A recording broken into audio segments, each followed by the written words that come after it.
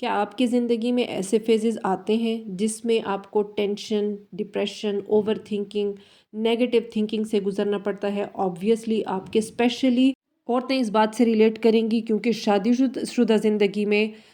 Different situation میں different ایسے phases سے ایک عورت گزرتی ہے، یا تو شادی کے فوراً بعد، کیونکہ یہ سچویشنز جو ہیں یہ موسٹلی شادی کے بعد ہی دیکھنے کو ملتی ہیں، یہ چینجز تبھی آتی ہیں، یا پھر بچوں کے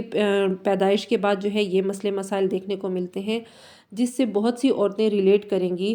کہ وہ ایسی سچویشن فیس تو کر رہی ہوتی ہیں، لیکن مسئلہ کدھر آتا ہے کہ کچھ عورتیں ایسی بھی ہوتی ہیں جو ان کے ساتھ جینا سیکھ لیتی ہیں، اس لیے کہ وہ اپنی سچویشن کو جان ہی نہیں پاتی کہ ان کے ساتھ یہ ہو کیا رہا ہے، اور کچھ عورتیں ایسی ہوتی ہیں جو اپنے آپ کو اس سچویشن سے نکالنے کے لیے حل تلاش کرنے لگتی ہیں۔ جو عورتیں اس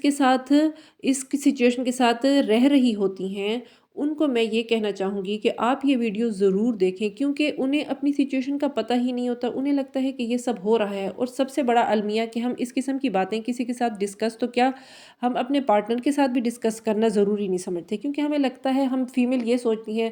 کہ اس کو اب میں کیا بتاؤں، یہ جو ہے یہ کیا سمجھے گا میری سچویشن کو، تو اس وجہ سے ہم اپنے ہی اندر جو ہے اس غبار کو لیے بیٹھے ہوتے ہیں، اور ہم اس کو جو ہے وہ اپنے ہی اندر دبائے بیٹھے ہوتے ہیں۔ جو خواتین اس سچویشن سے گزر رہی ہیں ان کو میں بتا دوں کہ یہی موقع ہے اپنے رب کے ساتھ اپنا رشتہ مضبوط کرنے کا، اپنے آپ کو پہچاننے کا، اپنے رب کو پہچاننے کا۔ اگر آپ کی بھی ایسی سچویشن ہے تو بس اس ولاگ کو آخر تک ضرور دیکھیں، کیونکہ اس میں آپ کو اپنے ان مسائل کا حل بتانے والی ہوں۔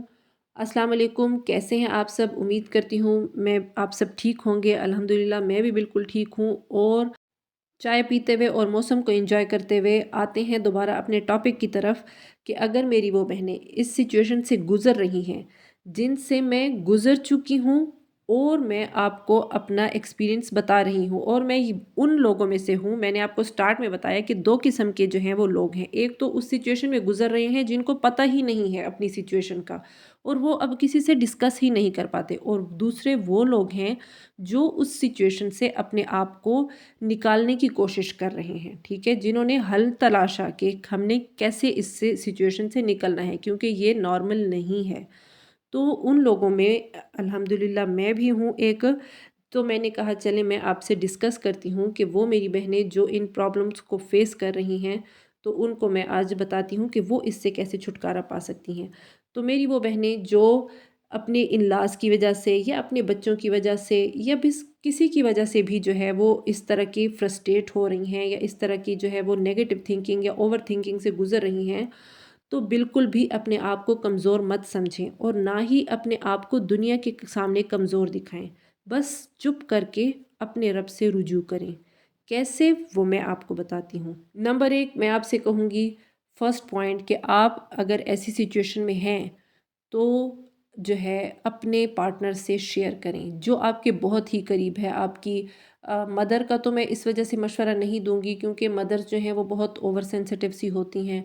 تو وہ اس سچویشن کو ویسے نہیں دیکھ پاتی جس کو آپ دیکھ رہی ہیں، جس میں سے آپ گزر رہی ہیں، جس کو آپ فیس کر رہی ہیں۔ تو پہلے تو میں آپ کو مشورہ دوں گی کہ اپنے پارٹنر کے ساتھ اتنا اپنا اعتماد بحال رکھیں کہ آپ جو ہے اس کے ساتھ اپنا ہر مسئلہ شیئر کر سکیں، ٹھیک ہے، اپنا مسئلہ شیئر کرنا چاہیں ان سے کریں۔ دوسرا، اپنی سسٹر اگر ہے بڑی تو ان کے ساتھ شیئر کریں، اگر وہ آپ کی سچویشن کو سمجھنے والی ہے، یا وہ آپ کو پتہ ہو کہ وہ آپ کو پازیٹیو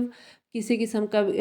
کے مسئلے کا وہ آپ کو پازیٹیو سلوشن دینے والی ہے، تو اسے ڈسکس کریں، ادروائز اس سے بھی ڈسکس مت کریں۔ دوسرا اور سب سے کارآمد بیسٹ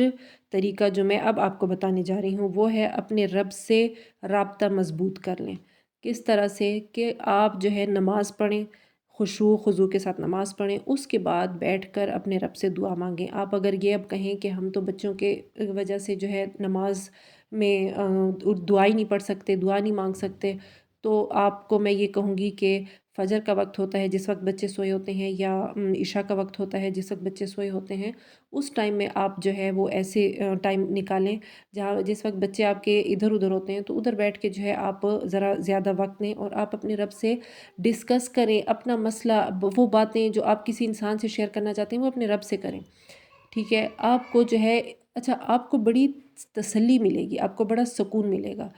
اور دوسری بات، اگر آپ پھر بھی کہتے ہیں کہ ہمارے پاس وقت نہیں ہے، تو آپ اٹھتے بیٹھتے چلتے پھرتے آپ جو ہے وہ جس بھی ٹائم آپ کا دھیان جائے یا آپ کو لگے کہ فرسٹریشن آپ میں کے دماغ میں بڑھ رہی ہے یا اوور تھنکنگ ہے جو ہونے لگی ہے، تو فوراً اپنے دماغ کو جھٹکیں اور جو ہے اپنے رب سے اپنا رابطہ شروع کر دیں کہ میں نے جو ہے یہ مسئلہ ہے اور میں نے اس طرح۔ آپ یقین کریں، آپ جیسے ہی اپنے رب سے بولنا شروع کریں گے نا دل میں،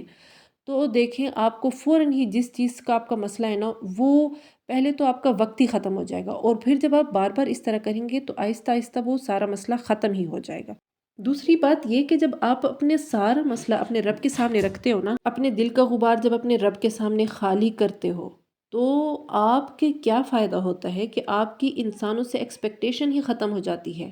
اور بس آپ کے دل کو سکون مل جاتا ہے۔ جب آپ کی انسانوں سے ایکسپیکٹیشن ہی ختم ہو جاتی ہے تو پھر آپ کو کیا چاہیے ہوتا ہے، پھر آپ کو پرواہ ہی نہیں ہوتی کہ آپ کے آس پاس کیا ہو رہا ہے اور کیسے ہو رہا ہے، اور یہی سچویشن ہر بندہ اپنی چاہتا ہے۔ تو دیکھیں، آپ ٹرائی کریں آپ ضرور۔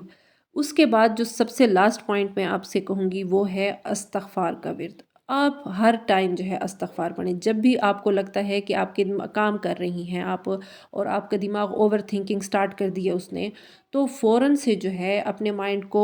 ہٹائیں ادھر سے اور استغفار کرنا شروع کر دیں۔ جیسے آپ استغفار کرنا شروع کریں گے نا، آپ کے دماغ کی ساری وہ جو